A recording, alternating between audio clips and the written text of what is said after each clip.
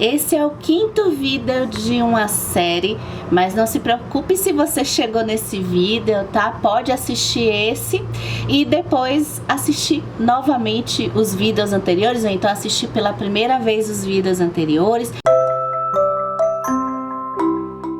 Eu comecei essa série, se eu não me engano, em 2020 ou foi 2019.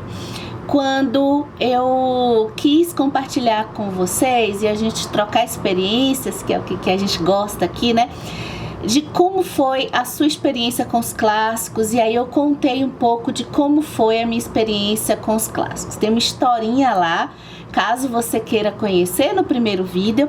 E aí eu fiquei, a partir de então, catalogando como é que tem sido a minha experiência nessa aventura que é ler os clássicos, nessa aventura apaixonante, diga-se de passagem. Aí então essa série se tornou uma tradição aqui do canal, um convite para ler os clássicos. Eu vou voltar no tempo aqui, dando continuidade a essa série de vídeos, falando do ano 2020, o ano da pandemia.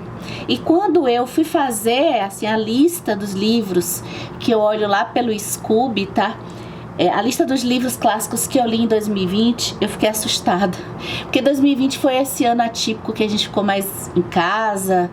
E acabou que também foi um ano atípico de leituras pra mim, como um todo, porque eu li mais, eu não tava com vontade de ficar assistindo televisão e tal.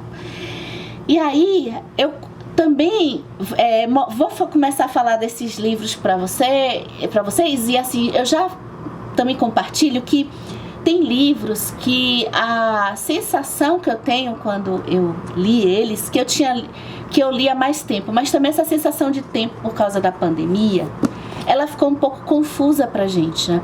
Então, um exemplo é o primeiro que eu vou falar aqui com vocês, que é o Conde de Monte Cristo, do Alexandre Dumas, ou Alexandre Dumas, e que pra mim eu tinha lido ele há mais tempo, mas realmente eu terminei no começo de 2020, a pandemia ainda não tava, assim, a gente ainda não tava dentro de casa, era só notícias até então, e esse foi o tipo de livro que eu terminei e que me deu uma sensação assim, puxa, eu poderia ter lido antes, né?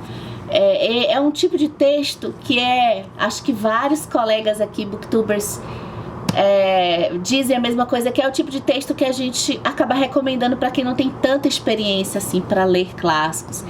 É uma novela que eu falo uma novela porque me lembra muito as novelas de TV, né? Eu particularmente acho que de extrema qualidade, assim como muitas novelas, apesar de cair no preconceito de algumas pessoas assim mais eruditas, mas algumas novelas têm umas tramas assim muito intrincadas, que é o caso aqui do Conde de Monte Cristo. A gente se envolve pela forma que é escrita, porque o Alexandre Dumas escreveu numa época que eu fui descobrir depois, em que ele publicava de forma semanal. Então, um pouco do que a novela faz, ela pega o capítulo e coloca terminar no meio de uma coisa. A série de TV também, algumas fazem isso, né? Termina no meio de alguma coisa ou alguma revelação e a gente quer imediatamente ir pro capítulo seguinte. Então esse livro, apesar de ser grossinho assim, ele é um livro de leitura assim mais rápida. Não que leitura rápida seja a qualidade de um livro bom, tá? A gente ainda vai conversar, ver se você tá inscrito, tá? A gente tem um bate-papo que já tá gravado sobre velocidade de leitura. Tá certo, mas continuamos aqui pra lista. Conde de Monte Cristo, de Alexandre Dumas. Aí, gente, foi o momento que eu comecei a entrar num clássico, assim, que eu considerava de mais substância, digamos assim.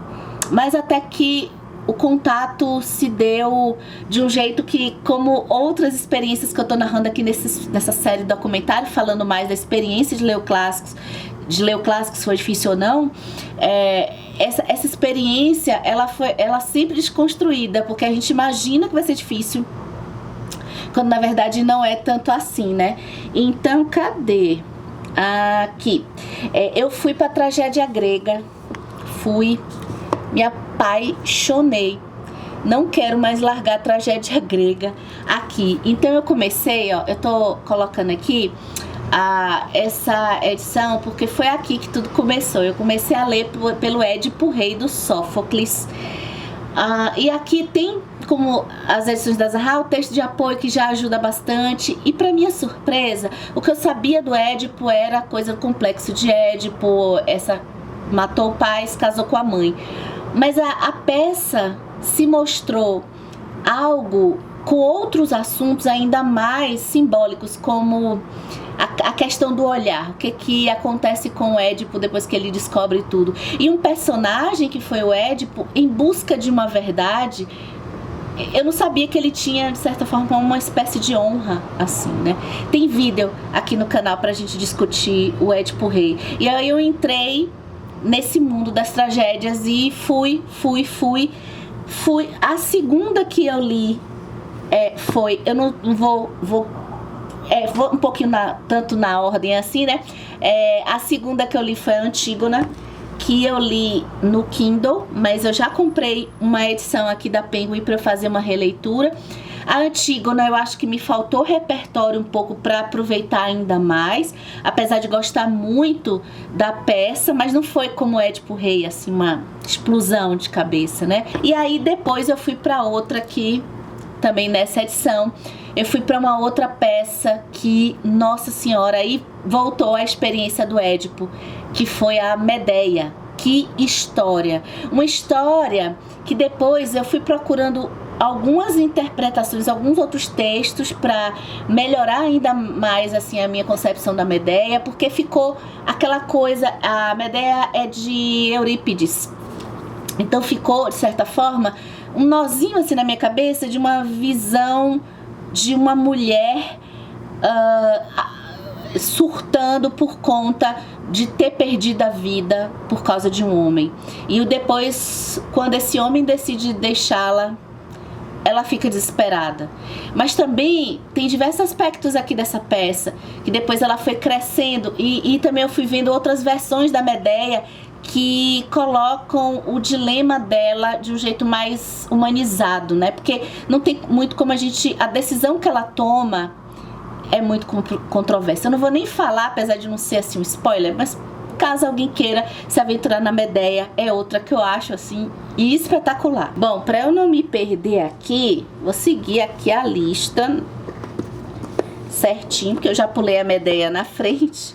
Então tá aqui, 2 maravilhosos. Olha, fui conhecer, eu tava me encantando com Machado de Assis pelos contos. Até hoje eu acho os contos de Machado de Assis, o que acontece, que a gente deixa os contos dele um pouquinho mais pra lá e fica realmente que isso aqui é muito bom, enobrecendo Dom Casmurro. Mas assim, gente, li Dom Casmurro, tá? Tá aqui na lista dos clássicos romances que eu li. Ainda falta eu ler outros, né? Depois nessa lista que ainda eu vou pôr em 2021 outros vídeos e tal. Esse documentário continua. Dom Casmurro foi uma leitura muito boa. Só que perto da experiência que eu tava tendo com os contos, tem uma playlist aqui no canal que a gente disseca conto a conto de Machado de Assis. Não tem tantos assim, mas já somam assim uns 29 contos, conto a conto, dissecados. E o que Machado faz com os textos curtos, na minha opinião, é infinitamente maior do que o que ele faz com o Dom Casmurro. Agora o Dom Casmurro, ele teve um lado afetivo pra mim, porque eu fui meio que obrigada a ler isso na escola e eu detestei. E Memórias Póstumas também, que é muito difícil. Eu nem consegui, acho que chegar na página 10. Machado, no Dom Casmurro, o bacana aqui foi porque eu comecei a pegar clássicos assistindo um pouco de conteúdo teórico de pessoas que já tinham estudado o Dom Casmurro. Então, eu cheguei nele já com uma visão, de certa forma, mais amadurecida das pessoas que estudam a literatura do Machado, em que tem toda a coisa da interpretação, da narração. Esse é um livro que eu acho divisor de águas. Ele é um livro necessário pra gente como leitor, independente de gostar ou não de clássicos. Acho que ele é um livro que nos faz perceber a importância de quem o autor escolhe que vai contar a história. é primeira pessoa e quem é essa pessoa que está contando a história. Depois de ler Dom Casmurro, as outras leituras mudaram completamente. Eu virei meio que uma Sherlock, assim, desconfiando de vários narradores. E é uma experiência que eu acho interessante todo mundo que gosta de ler passar um dia. Não acho que deva ser algo obrigatório para que na escola a gente com 16, 15, 16 anos. Eu tenho minhas dúvidas. Mas dependendo de quanto que a gente esteja lendo a literatura clássica aqui do Brasil, eu acho inevitável a gente entrar nela pra gente poder sair diferente, justamente pra gente parar pra pensar que não importa se Capitu traiu ou não, tá? Isso é balela. O que importa é a gente perceber o quanto que a gente acredita no Bentinho e por quê. Se a gente acredita no Bentinho e por quê. Então, lendo o Casmurro já com essa interpretação, eu já fui pegando as incoerências do Bentinho narrando essa história. Outro que eu li, aí nessa playlist, se você voltar no tempo, você vai ver que eu tive como uma espécie de projeto ler a trilogia clássica do terror, que na minha cabeça, eu não sei se oficialmente é isso, tá? Mas na minha cabeça era O Médico e o Monstro, o Frankenstein e o Drácula. Então, nessa playlist já apareceu O Médico e o Monstro, o Frankenstein. E eu fecho, então, em 2020, o meu desejo de ler essa trilogia de terror lendo Drácula, que é maravilhoso. Essa edição é da Penguin, mas eu li em uma edição muito boa também da Nova Fronteira. Só que eu decidi ter, porque clássicos que a gente normalmente quer reler em algum momento da vida, eu acho que a releitura, o clássico parece que ainda aumenta mais, pelo menos essa é a expectativa. E se esse canal continuar, eu vou compartilhando isso aqui com vocês, tá? O Drácula, ele tem uma característica parecida do Frankenstein, da gente encontrar uma carta, quer dizer, encontrar um relato de alguém. Eu acho que traz assim meio que uma veracidade. E se isso realmente aconteceu, né? E ele não, assim, de certa forma, ele não se transformou no meu preferido, porque o Frankenstein é um dos meus livros da vida e o Drácula não se tornou um dos meus livros da vida. Mas ele se tornou uma literatura excelente justamente para perceber tantas as influências que a gente tem com essa mitologia do vampiro. Essa mitologia do vampiro nos atrai, e aí a reflexão do vídeo aqui sobre o Drácula foi essa. Foi a que eu tive quando eu estava lendo. Olha, o que tem no vampiro, nesse entorno, do local que ele vem, nessa coisa da imortalidade, numa sensualidade que nos atrai tanto. Um livro fofo e um livro pesado. Vou começar pelo pesado ou pelo fofo? Vamos pelo pesado, gente. Que coisa sensacional é A Metamorfose de Franz Kafka. Até então aqui eu não cheguei em nenhuma leitura que tenha sido assim, talvez um pouco a Antígona, que me faltou um pouco de repertório, né? Mas todos esses que chegaram até agora são sensacionais. A Metamorfose é uma história que eu acho que se encaixa em qualquer leitor. Porque, como muitos clássicos, isso vai acontecer. As histórias que esses clássicos contam acaba tratando do ser humano em algum momento da nossa vida. E a depender do olhar que a gente tenha, às vezes a gente ainda pode ampliar a interpretação do ponto de vista simbólico que a gente gosta aqui no canal. Olhar a pedra, que nem a Adélia Prado fala, olhar a pedra e não ver somente a pedra. Mas se você vê somente a pedra, tudo bem, mas pode ter outras coisas além da pedra. Aqui então, em A Metamorfose, tem muita coisa. Esse livro é um estouro. Olha, eu já vi discussões desse livro por diversos nuances de possibilidades. A que eu li é um livro curtinho, é um livro que eu recomendo talvez até para quem esteja começando. Ele tem um texto ok também, a ler os clássicos que eu digo, né? Esse foi o meu primeiro Kafka, então deu certo também, dá para começar. O que acontece? O meu nuance, né? Quer dizer, o olhar vai depender muito da nossa vida. A gente também tem vídeo aqui, já gravei para discutir aqui no canal um pouco como que funciona a leitura. A leitura é estática Você lê, gosta, não gosta e pronto? Ou ela tá ali no espaço-tempo?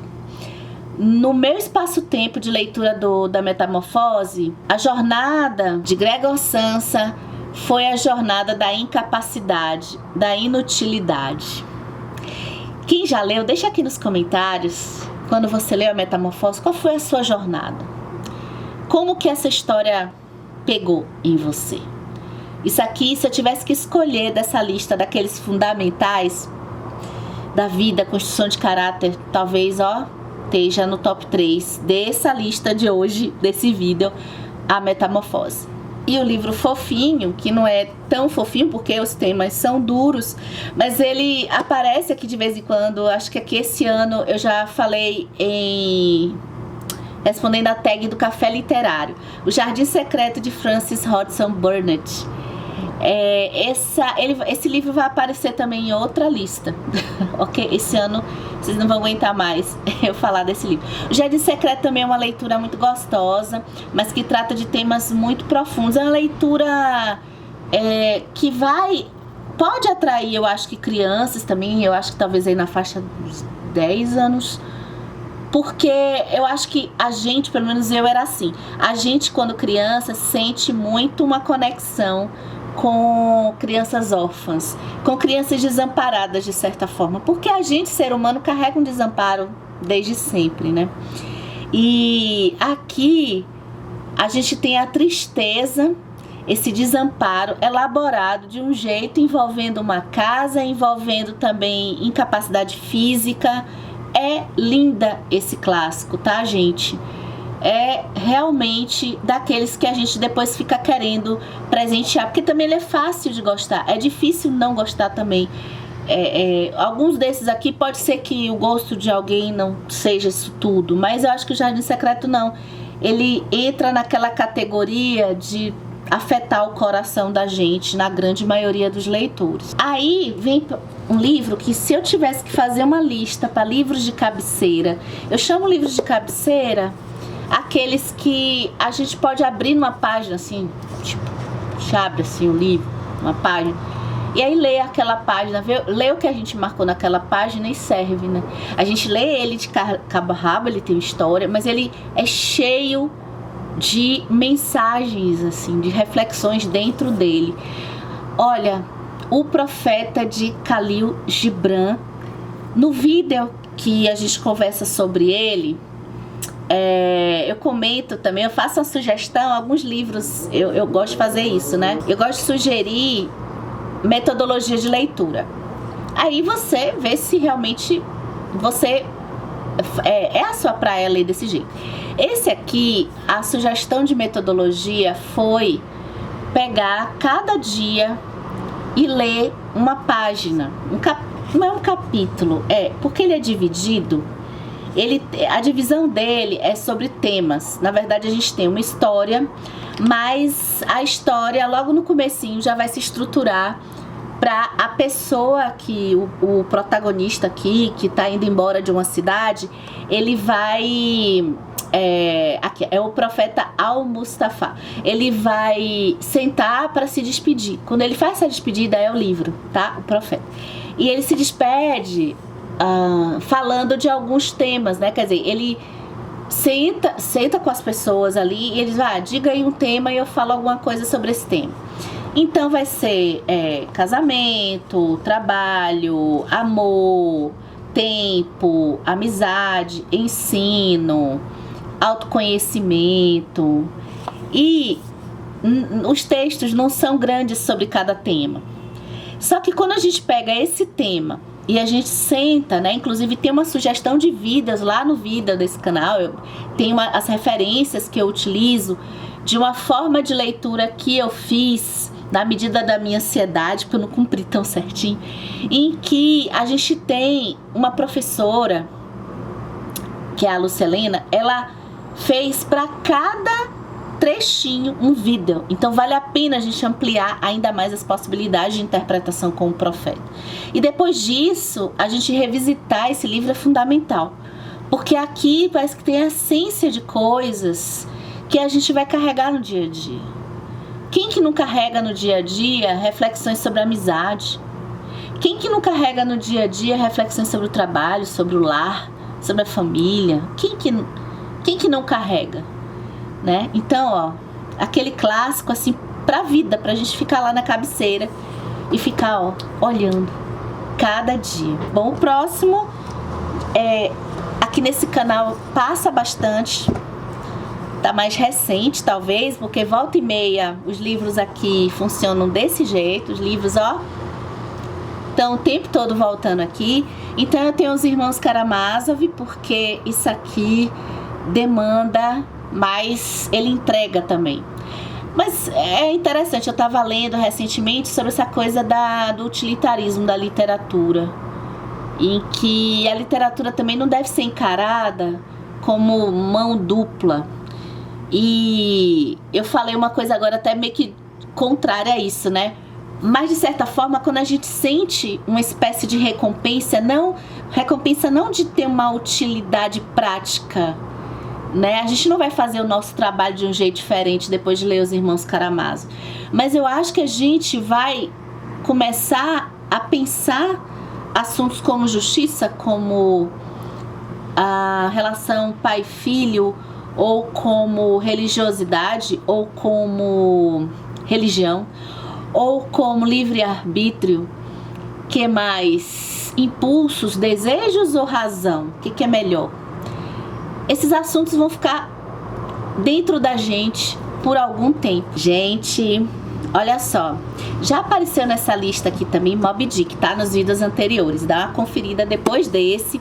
E aí, quando a gente lê Moby Dick, na verdade tudo começou no conto da Ilha Desconhecida, que também tá nesse documentário aqui, tá? O mar, ele se revela de uma outra forma. Toda vez que a gente for para uma história que tenha o mar ou que tenha um rio, a conexão nossa acaba se ampliando, muito por conta dessas outras leituras que tem relação. O livro também ele não existe sozinho. E aí, quando eu vou para Mar Morto de Jorge Amado, gente, muito eu acho que por conta dessas leituras que eu falei agora, esse livro, ele me foi assim um estrondo assim, do que se pode fazer com a experiência do mar, o perigo do mar, o que significa o mar, qual o símbolo do mar na nossa vida. E na parte prática, até material mesmo, o que se espera de uma superfície que não é plana, mas que vai te jogando e você nada pode fazer. E aquelas pessoas que vencem,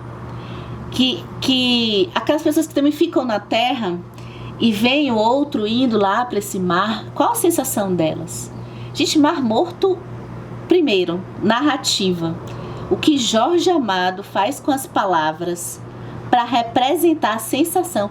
Quem já fez um passeio de barco, já viajou de barco, sabe do que eu tô falando, né? E aqui nesse canal também foi legal porque eu percebi também aqui muito alguns assuntos de personagens não protagonistas, né? Que eu tenho um vídeo aqui das mulheres de Mar Morto, que elas não estão assim talvez na história ali principal, mas a gente pode ler esse livro e aprofundar uma discussão muito bacana sobre elas, tá? Tem um vídeo lá. Aí vem, vem o Evangelho. O Evangelho segundo Jesus Cristo de José Saramago foi terceiro Saramago? Foi o terceiro Saramago que eu li. Gente, eu descobri, lendo o Evangelho segundo Jesus Cristo, que eu tinha uma queda, um interesse, um gosto, talvez, por essas histórias de explorar perspectivas da vida de Jesus. Depois eu fui atrás de outros livros. O que Saramago faz com o Evangelho? E ele entra de um livro que eu li depois, né? Ele entra assim numa reflexão e tem um escritor também que faz isso, que se chama, é um livro chamado A Última Tentação, do Kazan Sachs. E assim como Saramago, eu não sei também se eu coloquei o Saramago aqui na lista dos clássicos, mas eu não sei se eu tô certa, tá? Do ponto de vista formal, mas eu acho que o Saramago, apesar de que o Saramago é mais, de certa forma, ele foi meu contemporâneo, porque ele foi publicando aí na década de 90, né, muitos livros, e eu já era ali meio adolescente, na minha adolescência ali, no final da década de 90. Então, eu não sei se eu posso considerar ele um clássico, mas eu acho que ele é uma leitura que demanda um certo fôlego, né, e uma certa adaptação. Mas quando a gente se adapta a esse estilo dele, assim, que não é o meu estilo preferido, mas é aquele tipo que dá uma assinatura, né? A gente começa, se ninguém disser nada, a gente sabe que é Saramago, né? E sem contar as ideias, de onde que ele parte, as percepções que ele tem de uma vida mais material, do ponto de vista mais material, mais sensorial, das nuances da história de Jesus, né? E eu não entendo porque também as religiões cristãs não gostam. Eu acho que esse tipo de história, assim, me entendendo na minha formação cristã, eu acho que até fortalece mais. Porque isso aqui é literatura, não é religião. Enfim, eu não vou entender, acho que eu tô longe de entender esses impactos, assim, religiosos de alguns livros, né? Aí eu trouxe aqui, na verdade eu li no Kindle, e foi quando teve um especial aqui, o único que teve aqui, acho que nesse canal, dessa coisa de terror, Dia das Bruxas. E aí eu li eu vou dizer o conto, que é O Gato Preto, do Edgar Allan Poe, e eu vou deixar aqui meio que como um livro, porque essa história é tão potente. E eu vou deixar aqui, aqui é uma edição que eu tô vendo se eu fico com o Edgar Allan Poe. Eu quero voltar a ler mais o Edgar Allan Poe. E eu conheci pelo Poço e o Pêndulo, que é um conto que eu amei. Depois eu li A Queda da Casa de Usher. E aí veio O Gato Preto com aquele especial de terror. Vários tipos de terror pra gente pensar. Um terror da mulher. Por que a mulher é tão aterrorizante? O terror da religião. Por que religião e terrorismo estão interligadas? E o terror, talvez de nós mesmos, né? Do que tá aqui dentro de nós. E aí tem o Gato Preto. Eu não sei se o Gato Preto tá nessa edição, porque essa edição ainda tá protegida. E a edição que eu li foi uma edição que estragou mesmo, gente. Foi deteriorando de um jeito tão rápido. Vamos lá. Opa. Eu acho que eu pulei um livro do Saramago, bem que eu achei estranho. Eu li antes do Evangelho segundo Jesus Cristo. Eu não tenho ele em edição física, então eu vou deixar a foto, eu que lute, que é O Objeto Quase. Que surpresa! Nesse período eu comecei a fazer também algumas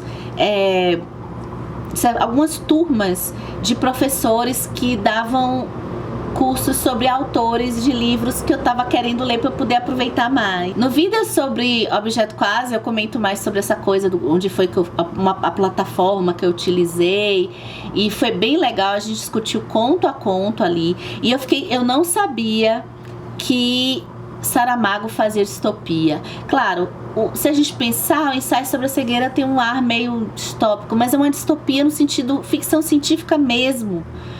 Eu fiquei impressionada com os contos de Objeto Quase, como que ele lá atrás refletiu sobre essas engenhocas tecnológicas e o efeito que hoje aqui no canal a gente está em andamento uma série sobre isso. Os efeitos da tecnologia, diversos livros para a gente poder ler e discutir. Aí vem um livro sensacional que eu não esperava, assim. Eu peguei porque tinha um tema ali da religião, da moralidade cristã, mas eu fiquei impressionada com a história, o desdobramento dessa história, que é A Letra Escarlate, de Nathaniel Hawthorne. A moralidade vinculada à religião cristã é colocada aqui de um jeito que eu gostei demais. Personagens assim que se contra, assim, que se mostram. Eu acho que como eu li isso já no século XXI, com a mentalidade de alguém, né, desse século, assim, eu acho que a gente já tem um conhecimento de história, então aí a gente já antecipa algumas coisas e algumas personalidades aqui que são escondidas, digamos assim. Mas eu me surpreendi com algumas coisas, né, com algumas revelações. Ele tem um tom assim meio de mistério também, porque tem uma moça que ela é rechaçada, ela coloca essa letra A porque é comprovado que ela é adúltera. O marido dela tá fora dessa comunidade há algum tempo, alguns meses, e ela fica grávida. E tem todo um mistério por detrás disso. Essa personagem é uma personagem espetacular sob o ponto de vista de construção, porque tudo de que ela é dito que ela é pecadora e que ela não se importa com as pessoas, com a família, com a comunidade, tudo isso a gente percebe por água abaixo, que o negócio meio que se inverte. Talvez quem esteja falando muito que é moralmente bom, que tem uma luz, que tem uma iluminação, é que sejam as pessoas mais sombrias dessa história. É uma história surpreendente, assim, eu recomendo. Não é uma história assim tão popular em termos de clássicos de leitura, tá? Mas vale a pena. Gente, aí vem uma história que eu acho que... Ai, que delícia, é uma história legal, assim, pra ler, reler. Uma canção de Natal de Charles Dickens. O Dickens já apareceu nesse documentário aqui, né, com o que foi a minha paixão pela escrita dele, lá com David Copperfield. E aí eu retorno aqui com uma canção de Natal. Uma história que traz uma reflexão básica, nossa, sim, mas de um jeito, contado de um jeito tão tocante, que é o que talvez... até associado para o período do fim de ano, o que talvez a gente possa refletir daquilo que a gente fez e do nosso comportamento hoje e o que isso pode causar para o futuro. Então essas reflexões de um ponto de vista geral, de escolhas que fazemos, aquela coisa de parar o fim do ano e reprogramar algumas coisas, ajustar algumas coisas para ver se melhora o nosso futuro, né? É contado de um jeito assim... perfeito pelo Dickens. Ai, vai acabar a bateria, então só faltam dois só faltam 2 livros. Eu vou falar da minha aventura pelas peças. Eu tava me sentindo, mas aí eu me dei mal. Acho que dessa lista, esse aqui foi o que eu menos gostei. Fui conhecer Molière, porque diziam que Shakespeare, até então, não chegou Shakespeare ainda, gente, né? Repare que não chegou. Quem acompanha aqui o canal, quiser ver outros vídeos, ano passado chegou Shakespeare. Esse ano, mas aqui eu tô em 2020. Não chegou, não tinha chegado. E aí diziam que o Molière era para as comédias o que o Shakespeare era para as tragédias, assim, aquele cara maravilhoso. E eu não entendi, acho que eu não tinha repertório. Tá aqui porque eu quero depois estudar mais o Molière e voltar aqui para O Misantropo. Era para eu dar risada, mas eu não conseguia rir. Talvez eu tenha que ver mais como era a época. Não deu. E aí tem um livro que de vez em quando aparece aqui no canal, então não precisa falar tanto sobre ele. Eu tô colocando como clássico porque a autora escreveu, acho que no começo do século XX, que é a Lucy Maud Montgomery. Ela escreve... não tem aqui, mas é mais ou menos ali no começo do século XX. Inclusive ela faleceu em 1942, tá? Então vou colocar aqui nos clássicos o Anne de Green Gables, essa história tão tocante. Eu acho que não dá nem pra ter palavras pra ela, né? Acho que a única dificuldade de ler o Anne de Green Gables, a história é fluida, é uma delícia. A dificuldade maior, eu acho que foi a edição, que as letras foram pequenininhas, né? Esses livros... que, independente de ser clássicos, a letra fica muito pequenininha, a dificuldade acaba sendo mais essa, né? E eu fiquei apaixonada pela sensibilidade da Lucy Montgomery de perceber talvez uma coisa mais otimista do ser humano. Lados otimistas que na maioria das leituras e até nos clássicos aqui, quase todos que eu falei aqui, é tudo de meter a faca no peito. Então, Anne de Green Gables faz a gente voltar a ter um pouco de esperança na humanidade, na bondade do ser humano. Então, por isso vale a pena. Então a gente fica esse ano com esse especial. Ano que vem tem mais. Acho que esse ano não vai dar mais pra eu gravar, mas tem 2021, 2022. E depois, ano que vem, já vai ter os clássicos de 2023. Eu espero que vocês continuem inscritos no canal, acompanhando os vídeos, porque mais pra frente a gente continua aqui esse documentário de convite para ler os clássicos. Deixa aqui nos comentários os clássicos que vocês leram, como é que foi a sua história com os clássicos. Lembrando que os vídeos anteriores estão aqui no box de descrições no YouTube. Tchau!